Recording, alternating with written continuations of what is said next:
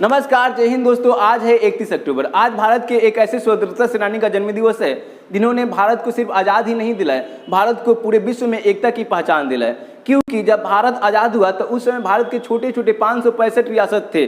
उसी रियासतों को एक करके भारत को पूरे विश्व में एकता की पहचान दिलाए। और यही कारण है कि भारत के लोगों ने उन्हें कई नाम से पुकारने लगे, जैसे कि लौह पुरुष, सरदार, भारत के बिस्मार्क, भारत की एकता की पहचान, भारत के दूसरा चाणक्य। इतना ही नहीं दोस्तों, उन्होंने इतने सारे कर्म किए थे भारत में अच्छे अच्छे कि उनको प्रधानमंत्री पद मिल रहा था, लेकिन प्रधानमंत्री किसी कारणवश नहीं बन पाए। क्या कारण था कि प्रधानमंत्री नहीं बन पाए, उसको भी देखेंगे थोड़ा देरी में। लेकिन उप प्रधानमंत्री बने, उप प्रधानमंत्री के साथ गृह मंत्री और प्रसार मंत्री बने। वह कौन थे दोस्तों? तो वो हमारे सरदार वल्लभ भाई पटेल थे और उन्हीं का आज जयंती है। उसके लिए मैं आज उनको कोटि कोटि तहे दिल से नमन करता हूँ।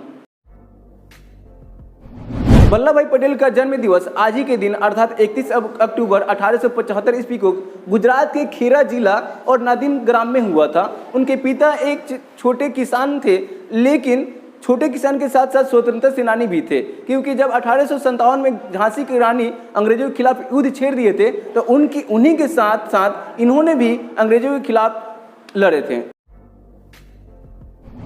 आखिरकार उन्हें लोग लौह पुरुष क्यों कह रहे हैं? लौह पुरुष कहने का बहुत सारे कारण हैं। उन्हीं में से एक पहला हम बता रहे हैं, दूसरा बाद में बताएंगे। पहला यह है कि जब बचपन में ही उनके शरीर में एक बहुत बड़ा घाव हो गया था तो वैद्य जी को बुलाया गया। तो वैद्य जी बोले कि अरे इतना बड़ा घाव, इस घाव को तो दूर करने के लिए तपती लोहा से इसको जलाना पड़ेगा, अदरवाइज यह घाव पूरा फैल करके शरीर को नष्ट कर सकता है।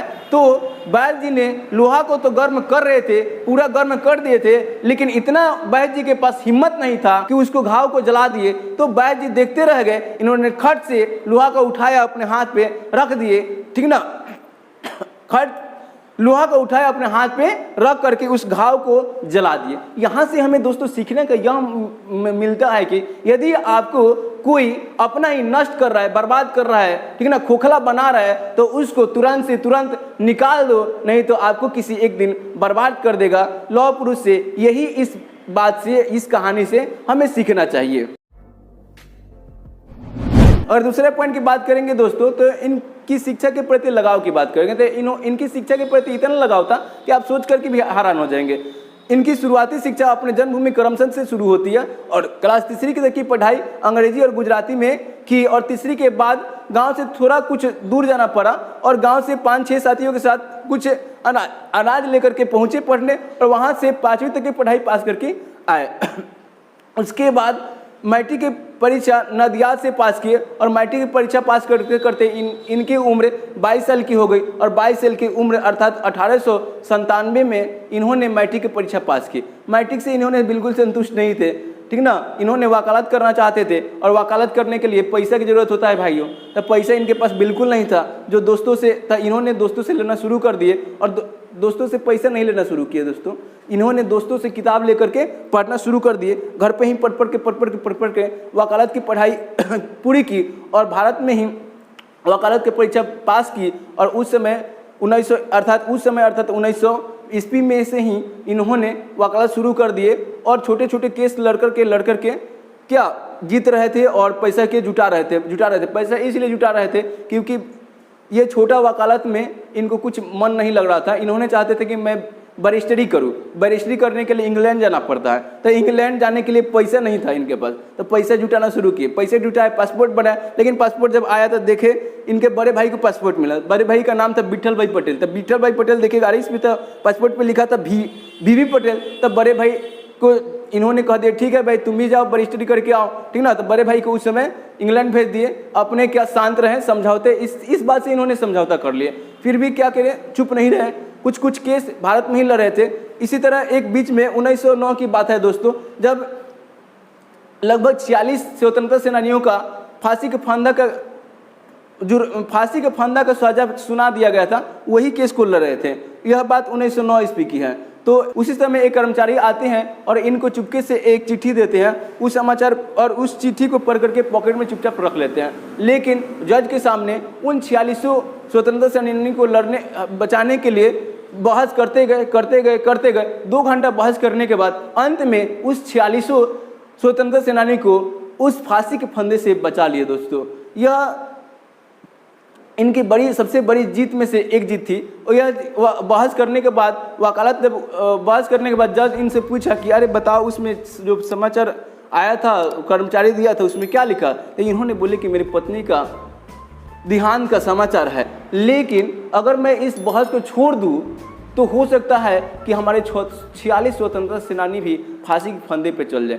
तो पहले मेरा धर्म है, मेरा कर्म है कि इन 46 स्वतंत्रता सेनानी को मैं बचाऊं। तो इस तरह अपने इस त्याग से उस 46 स्वतंत्रता सेनानियों को फांसी के फंदे से बचा लिए। यह घटना 1909 की थी दोस्तों। लेकिन 1909 में इनकी पत्नी की मृत्यु हो गई और इन्होंने ठान लिए थे कि हमें बैरिस्टरी करना है। तो 1910 में इन्होंने बैरिस्टरी करने के लिए इंग्लैंड चले गए और इंग्लैंड वहाँ जा कर के ऐसे पढ़ाई किए कि इनका फर्स्ट रैंक आया वकालत में। और वहाँ से वापस फिर भारत आए 1913 ईस्वी में और यहाँ बड़े वकील बन गए। इनके वकालत ऐसे थे दोस्तों कि इनके सामने कोई भी टिक नहीं पड़ा था, कोई भी वकील इनके सामने लड़ने से डरता था।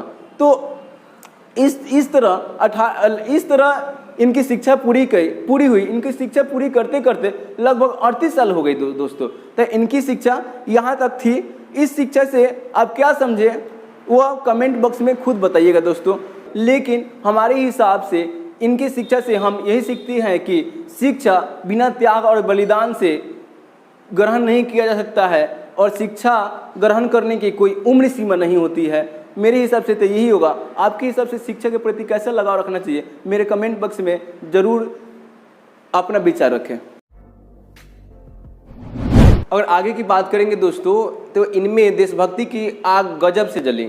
जब इन्होंने गांधी जी को देखते थे तो बोलते थे कि इस तरह का देश आज़ाद कभी होगा ही नहीं, क्योंकि गांधी जी उस समय सिर्फ धोती कुर्ता पहन करके आंदोलन करते थे। लेकिन जब गांधी जी का 1917 में हुए चंपारण आंदोलन जब सक्सेस हो गया तो इन्होंने देख करके चौंक गया कि अरे इस तरह भी देश का आज़ादी मिला जा सकता है और इस तरह से भी अंग्रेजों से लड़ा जा सकता है। तो उस समय ही गांधी जी के साथ अपना कोट और बूट को जला करके निकल पड़े।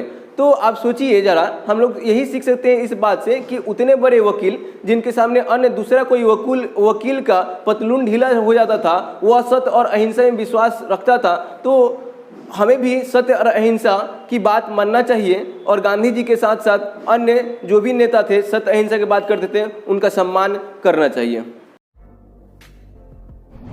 वल्लभ भाई पटेल की सरदार की उपाधि इतना आसान से नहीं मिला है। उन्होंने किसानों के प्रति अंग्रेजों से अलग अलग युद्ध किए हैं। एक था खेरा आंदोलन जो कि 1918 में गांधी जी शुरू किए थे, लेकिन इनका भाई विठल भाई पटेल और इन्होंने इस आंदोलन को आगे किए और सक्सेस किए। और इसके बाद वाला जो 10 साल बाद जो आया वह बरदोली का आंदोलन जो 1928 में हुआ, उस आंदोलन को लीड जो कर रहे थे मुख्य रूप से वल्लभ भाई पटेल ही कर रहे थे। तो वह आंदोलन इसलिए शुरू हुआ क्योंकि उस समय अंग्रेज जो थे अपना किसानों पे कर टैक्स जो थे बढ़ा दिए थे। जैसे पहले 6% था तो अब 30% तक लेने के मांग कर रहे थे कि 30% दो। तो इन्होंने चालाकी किए कि अरे इतना टैक्स कौन देगा भाई, इन लोगों को कैसे दिया जाएगा, किसान द्वारा कैसे दिया जाएगा। तो इन्होंने क्या किए, अंग्रेजों से गेम खेलने लगे, या मतलब कि अंग्रेजों से गेम इस तरह खेलने लगे कि जब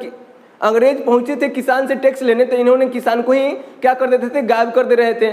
जमीन लेने जा रहे थे तो उस किसान को ही मतलब वहां से हटा दे रहे थे। तो अंत में हार करके अंग्रेज ने सरदार वल्लभ भाई पटेल से माफ़ी मांगे कि चलिए ना ही टैक्स, अब टैक्स जितना पहले लेते थे उतना ही लेंगे, टैक्स हम बढ़ाएंगे नहीं। तो यहाँ इनकी जीत हुई वल्लभ भाई पटेल को। और इसी जीत को देखते हुए वहाँ बरदोली का जो औरत थी इनको एक बहुत ही अच्छी उपाधि जिसको बोलते हैं सरदार की उपाधि बरदोली के औरत के ही द्वारा दिया गया है। तो इस तरह उनको सरदार की उपाधि मिली थी। बारदोली के आंदोलन के बाद सरदार वल्लभ भाई पटेल ने अंग्रेजों के खिलाफ एक और ऐसा युद्ध लड़े कि उसके बाद गांधी जी ने इनको लोहा मानने लगे।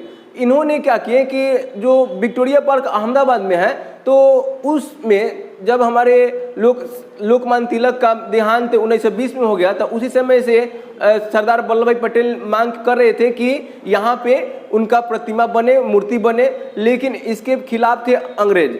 तो उसी समय से यह युद्ध कर रहे थे कि नहीं, यहाँ पे मूर्ति बनना चाहिए, मूर्ति बनना चाहिए। वल्लभ भाई पटेल बोल रहे थे, लेकिन अंग्रेज तनिक भी नहीं सुनने वाले थे, ठीक ना। लेकिन बाद में अंग्रेजों को झुकना पड़ा और 1928 ईस्वी में इन्होंने एक बहुत ही बेहतरीन मूर्ति, ऐसा मूर्ति लगता है कि देखिएगा कि हाँ ओरिजिनल ऐसा मूर्ति पहली बार देखे। नहीं तो अब जो नेता लोग का मूर्ति बनता है तो नीचे से पैर कर देता है, साइड से हाथ कर देता था। उस समय वहाँ ऐसा मूर्ति नहीं बनाए थे सरदार वल्लभ भाई पटेल। वहाँ मूर्ति था आराम से कुर्सी पे बैठे ठीक ना, और लिखा था नीचे स्वराज हमारा जन्म सिद्ध अधिकार है, ठीक ना। और सामने वाले जो अंग्रेज थे उनके समझिए कि धज्जियां उड़ा दिए थे इस बात से लिख करके, ठीक ना। तो इस बात से गांधी जी बहुत ही खुश हुए और बोले कि भाई यह एक उभरता हुआ लोहा है जो अंग्रेजों को आगे तक ले व्यवस्था करते रहेगा। सरदार वल्लभ भाई पटेल ने अपने कर्मों से यह भी साबित कर दिए कि देश से बड़ा कुछ और नहीं होता है। बात 1946 की है, जब अंग्रेजों ने डिसीजन ले लिए कि हम लोग अब यहाँ से बुढ़िया बिसर ले बांध करके यहाँ से जाने वाले हैं। तो उस समय गांधी जी ने एक मीटिंग रखे और सभी लोगों को बुलाए और उस समय बोले कि अभी जो कांग्रेस का अध्यक्ष बनेगा वही आज़ाद देश का प्रथम प्रधानमंत्री बनेगा। तो वहाँ पे सरदार वल्लभ भाई पटेल थे और नेहरू जी भी थे। तो वहाँ पे चुनाव शुरू हुआ तो लगभग 15 लोग ने वोट किए और 15 लोग में से 12 वोटिंग सिर्फ सरदार वल्लभ भाई पटेल को मिला और 3 वोटिंग कृपलानी जी को मिला और बाकी समझ गए होंगे कि और किनको मिला होगा। तो यानी कि नेहरू जी को कुछ नहीं मिला। लेकिन गांधी जी ने देखे कि अरे नेहरू के खाते में तो एक भी वोट नहीं आया है, ठीक ना। तो गांधी जी ने नेहरू जी की ओर देखते हुए बोले कि क्या, तो नेहरू जी कुछ नहीं बोले और गांधी जी के मन में यह था कि प्रधानमंत्री बनाना है तो नेहरू जी की ही बनाना है, ठीक ना। तो चुपके से एक चिट्ठी लिखे गांधी जी और वल्लभ भाई पटेल जी के दे दिए। वल्लभ भाई पटेल पढ़े और पॉकेट में उस चिट्ठी को रखे और एक और चिट्ठी लिखे और बोले कि मैं इस पद से अपना पद वापस लेता हूँ। कहने का मतलब मैं उम्मीदवार में खड़ा नहीं था भाई, चाहे जो भी था, ठीक ना। तो यह बात सोचिए जरा कि अगर उस समय पहला प्रधानमंत्री होता तो कौन होता? सरदार वल्लभ भाई पटेल ही होते हैं, ठीक ना। लेकिन उस समय पूछा गया कि गांधी जी ऐसा क्यों किए, तो गांधी जी बोले कि देखिए नेहरू जी जो थे मतलब कि अगर जो वो गुस्सा हो जाते तो हो सकता था कांग्रेस पार्टी टूट जाए, ठीक ना। और यह बात जहाँ तक हमें लगता है कि सरदार वल्लभ भाई पटेल भी समझते होंगे कि अगर कांग्रेस पार्टी टूट जाता तो जब अपने में मतभेद हो जाता तो अंग्रेज जो थे और कुछ दिन टाइम ले लेते। तो इन्होंने प्रधानमंत्री पद को समझिए कि एक त्याग दे दिए और बोले कि देश टूटना नहीं चाहिए भाई, देश जल्दी से जल्दी आज़ाद होना चाहिए। तो इन्होंने यह साबित कर दिए कि देश से बड़ा कोई पद नहीं होता है। अब बात उसका करेंगे जब वास्तव में सरदार वल्लभ भाई पटेल ने लौह पुरुष और भारत का बिस्मार्क बने। जब हमारा देश आज़ाद हो गया अर्थात 1947 में, तब इनको उप प्रधानमंत्री का पद मिला, ठीक ना। तो देश आज़ाद तो हो गया लेकिन छोटे छोटे टुकड़ों में देश बटा हुआ था, जिसको हम लोग रियासत कहते हैं। तो 565 रियासतों में बटा था, जिसको मिलाना किसी और के बस में बात नहीं था। सिर्फ यह बात बस में बात था तो सरदार वल्लभ भाई पटेल के ही बस में था। तो इन्होंने मिलाना शुरू कर दिए, ठीक ना। तो धीरे धीरे मिलाते लगभग सभी देश तो मिल गए। 565 में से 561 तक मिल गया दोस्तों। लेकिन मात्र 4 गो ऐसे रियासत बचे जो कह रहे थे कि हम तो या तो पाकिस्तान में जाएंगे या तो हम आज़ाद रहेंगे।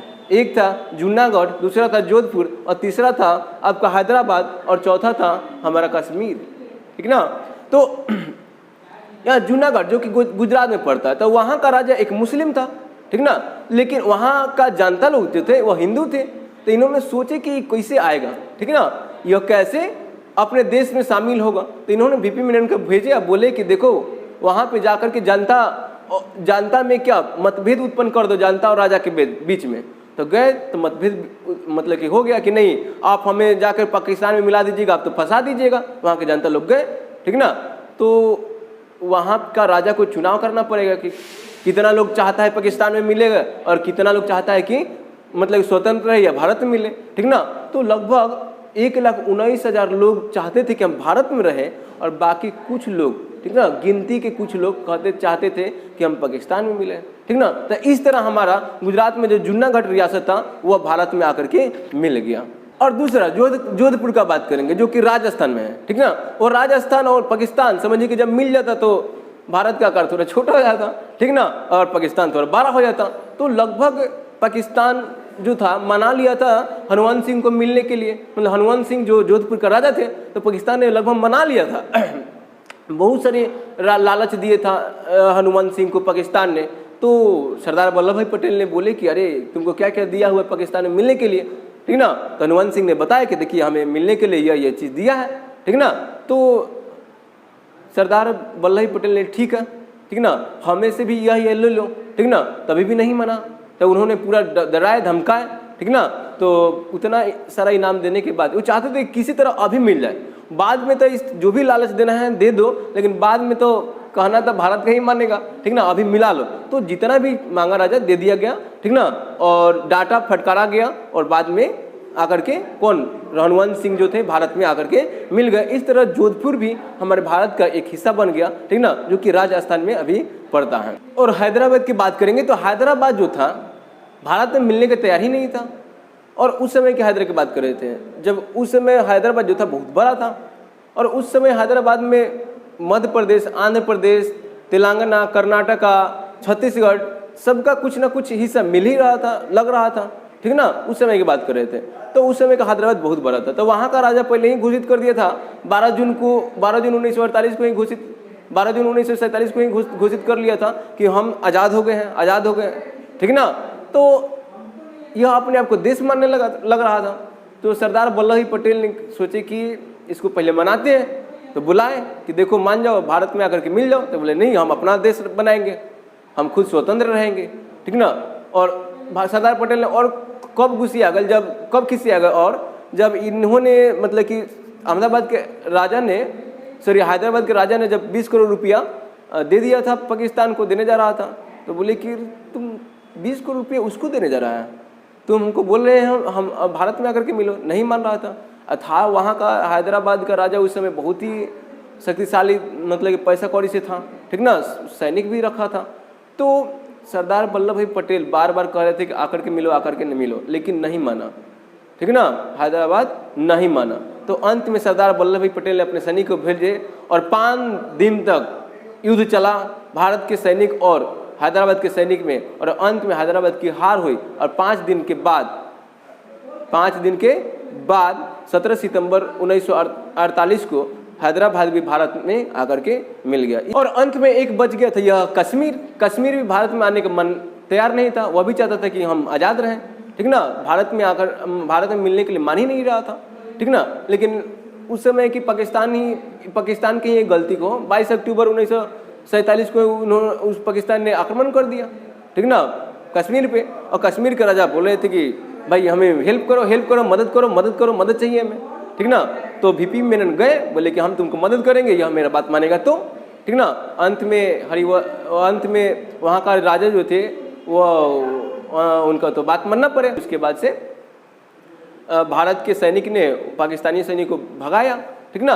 तो इस तरह कश्मीर भी भारत में आकर मिल गया। लेकिन बाद में वहाँ का राजा आकर के फिर से नेहरू और गांधी जी के पास बोले कि देखिए हमें ऐसा कुछ सुविधा चाहिए, ठीक ना। वही सुविधा जो 370 बना, ठीक ना। और 370 तो बन गया, और 370 लेकर के जो अभी तक ले युद्ध चल रहा था कि नहीं 370 हटेगा कब, तो हटाने का जो दिमाग लगाए थे वो सरदार वल्लभ भाई पटेल थे। सरदार वल्लभ भाई पटेल ही थे। उस समय थोड़ा सा कह दिए थे सरदार वल्लभ भाई पटेल 370 में कि अगर संसद चाहे तो राष्ट्रपति की मंजूरी से धारा 370 को हटाया जा सकता है, और उसी की फायदा लेकर के अभी हमारा गवर्नमेंट धारा 370 को हटा करके कश्मीर भी पूर्ण रूप से अपने भारत में मिला लिया है। दोस्तों, इस तरह सरदार वल्लभ भाई पटेल ने अपने सारा जीवन देश के लिए निछावर कर दिए, और अंत में 15 दिसंबर 1950 को